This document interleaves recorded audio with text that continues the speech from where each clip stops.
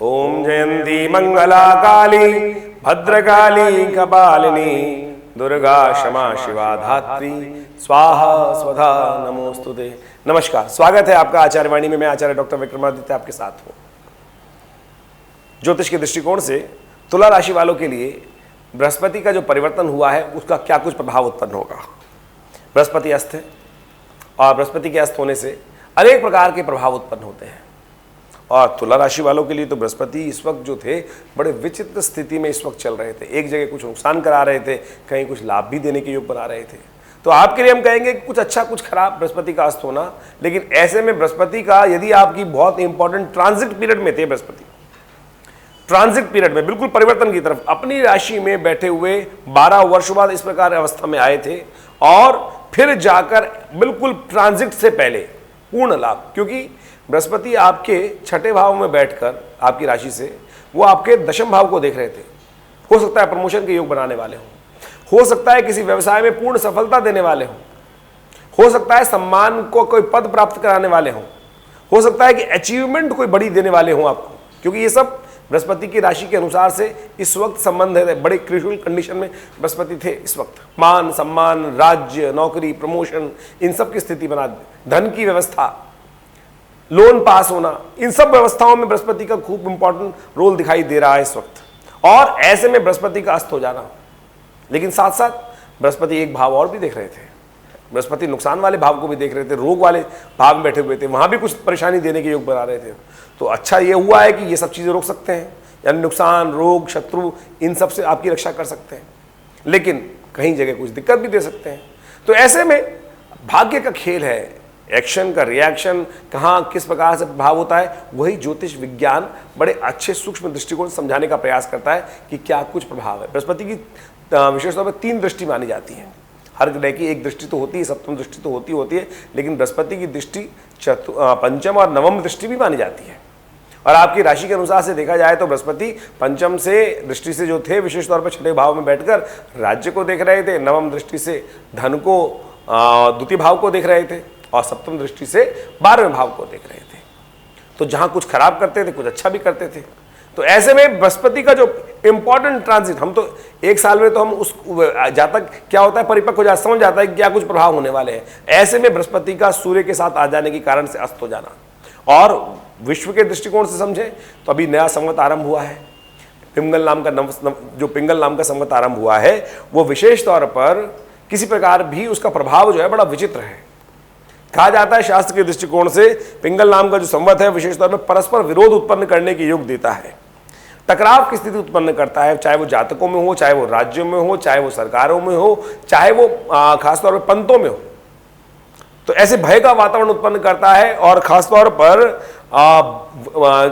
Price में enhancement करता है। यानी इस साल महंगाई जो है बहुत ज़्यादा परेशान करने वाली है, कई चीज़ों के दाम बढ़ने वाले। जब युद्ध की स्थिति चली रही है तो ऐसे में कहाँ महंगाई कंट्रोल होगी, इस बात को आपको समझ लेना चाहिए। तो आपको खर्चों को कंट्रोल करने का, लेकिन आपकी राशि के दृष्टिकोण से दिखाई दे रहा है कि आपके खर्चों में तो एक अच्छी स्थिति रहेगी, आपके खर्चों में कंट्रोल करने के योग बन सकते हैं, लेकिन कुछ धन का के संबंध में नुकसान होने के योग दिखाई देते हैं, सम्मान के संबंध में कुछ नुकसान होने के योग दिखाई देते हैं, प्रमोशन लाभ की स्थिति में कुछ न कुछ अंकुश दिखाई देता है। ऐसे में आपको बड़ी सावधानी के साथ कुछ उपाय करने की जरूरत है, उनको आप कर आप अपने कष्टों को दूर कर सकते हैं। ऐसे में ग्रहों की स्थिति समझें। अभी हम कुछ वीडियोस और भी उपस्थित करने वाले हैं इसके बाद, और समझाने के लिए उपस्थित करने वाले हैं इसी सीरीज के अंदर। तो ये देखिए क्या हो क्या रहा है, ये जो ग्रहों का योगा योग चल रहा है कि बृहस्पति का अस्त हो जाना और फिर सूर्य का अभी राहु के साथ एक साथ हो जाना। सूर्य का राहु का एक साथ जो जाना एक राशि में वो अस्थिरता देगा, और ये सब योग साथ साथ चलेंगे।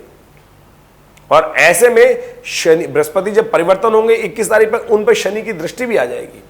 ज्ञान के देवता बृहस्पति गुरु जो है, और वो सात्विक देवता अज्ञान साथ में आ जाएगा, सूर्य के साथ वहां पर राहु आ जाएगा। ऐसे में आप समझे कि जो प्रभाव उत्पन्न करेगा वो किसी प्रकार भी ठीक नहीं है। ऐसे में आपको अपनी बुद्धि को बिल्कुल स्थिर रखते हुए काम करने की जरूरत है। हल्की छोटी सी गलती एक छोटी सी होती है और उसका प्रभाव कितना हो जाता है आप सोचने का प्रयास कीजिए। कभी कोई भगवान ना करे घर में कोई झगड़ा हुआ हो, इसको एनालाइज करके देखना कि कोई बहुत बड़ा कारण था क्या।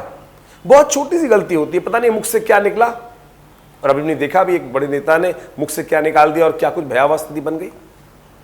तो इसलिए जिह्वा बुद्धि का जो व्यापार होना चाहिए बहुत सावधानी के साथ होना चाहिए। कई बार पता नहीं एक छोटी सी बात कहां कहां क्या क्या विपदाएं उत्पन्न कर देती है, यही स्थिति चलती है। तो आमतौर पर जब ज्ञान के देवता ज्ञान बुद्धि विशेष तौर पर अस्त हो जाती है सूर्य के कारण से, सूर्य के साथ कोई भी ग्रह आएगा तो अस्त हो जाएगा। तो ऐसे में जो परिवर्तन के योग बन रहे हैं वो किसी प्रकार भी आपके लिए अच्छे नहीं है, तो उसके लिए कुछ उपाय आपको करने का प्रयास करना चाहिए। सबसे श्रेष्ठ उपाय आपकी राशि के अनुसार से, क्योंकि आपकी तुला राशि है और तुला राशि में जो योग बन रहे हैं उसके हिसाब से हमें दिखाई देता है अपने पिता की सेवा, गुरुजन की सेवा, पिता का आशीर्वाद। पिता का आशीर्वाद लेने से क्या होगा, देखिए परिवर्तन के योग बहुत अच्छे से बनेंगे। एक काम और कर सकते हैं, ये तो खास तौर पे करिए जिनके पिता साथ में हैं, उनकी सेवा करिए, उनको दूध पिलाइए, उनके पैर थोड़ा छू लीजिए, उनका थोड़ा पैर दबा के आशीर्वाद ले लीजिए, ये कर दीजिए। जिनके नहीं है वो तर्पण इत्यादि कर लें, ये भी कर सकते हैं बहुत सुंदर तरीके से। एक काम और करें, सुबह जल्दी उठा करें और श्वान को कुछ रोटी डाल दें। यह आपकी राशि के अनुसार से इस वक्त ग्रह गोचर को देखते हुए बड़ा श्रेष्ठ उपाय दिखाई देता है। सुबह सुबह सूर्योदय से पहले आप एक काम करें, कुछ रोटी वगैरह ब्रेड वगैरह बिस्कुट वगैरह इकट्ठा कर कर, जैसे मॉर्निंग वॉक के लिए जाते हैं तो कहीं रख लीजिए, एक प्याले में श्वान के लिए कुत्ते के लिए 2 बिस्कुट या दूध अवश्य रख दें। ये 20-25 दिन की बात है, करके देख लीजिए जाएगा क्या आपके नुकसान को आप बचा सकते हैं बहुत सुंदर तरीके से। हमने अपने अनुभव के द्वारा इन सब चीज़ों को आपके समक्ष रखने का प्रयास किया है। आशा करते हैं इन समस्त चीज़ों को समझकर आप उसके अनुरूप अपने जीवन में परिवर्तन का योग बना सकते हैं। नववर्ष आरंभ हुआ है अभी कुछ दिन पहले, पिंगल नाम का संवत। इस बात पे हम आपको एक बात बताएं कि अभी कुछ दिन पहले कुछ लोगों ने वीडियो पे, हमने जब डाला नववर्ष के लिए कुछ वीडियोस डाले थे, तो उन लोगों ने हमारे भारतीय संस्कृति के ज्ञान समझे।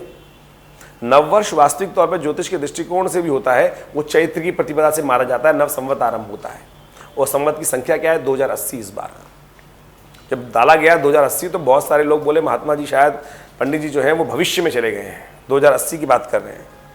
अरे हम तो भविष्य में हैं भैया, आपके ज्ञान की पारावार समझ में नहीं आती। जो लोग ऐसे हैं जो इस देश में भारत में रहकर अपनी संस्कृति को भूल गए हैं, पाश्चात्य संस्कृति से ऐसे वशीभूत हो गए हैं कि उनको भारतीय संवत की संख्या तक नहीं मालूम है। और कमेंट में डाल के लिखते हैं लोग कि महाराज 2080 साल जय हो। भैया हमारी तो जय है, आपकी महान जय है। आपकी तो महानता की पराकाष्ठा है कि आप अपनी संस्कृति को भी भूल गए हैं।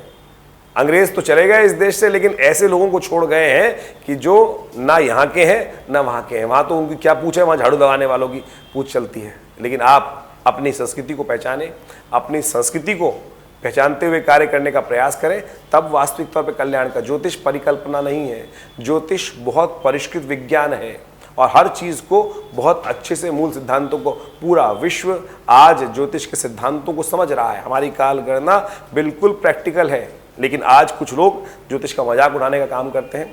तो कोशिश ये करें, हमने जो आपके समक्ष बातें रखी हैं उसको समझते हुए काम करने का प्रयास करें। आपकी राशि के अनुसार समय कैसा है हमने आपको बताने का प्रयास किया, उपाय हैं उनको करने का प्रयास कीजिए। इसके साथ साथ यदि आप बृहस्पति के मंत्र का भी जप कर ले तो बहुत अच्छा रहेगा। ओम ग्रांग ग्रीं ग्रौंग से गुरुवे नमः, इस मंत्र का भी जप करना आपके लिए बहुत अच्छा रहेगा। पीले वस्त्र धारण करना बहुत अच्छा रहेगा। ये छोटे छोटे उपाय हैं, इनको करिए, कल्याण होगा, आपके कष्ट कम होंगे। धन्यवाद।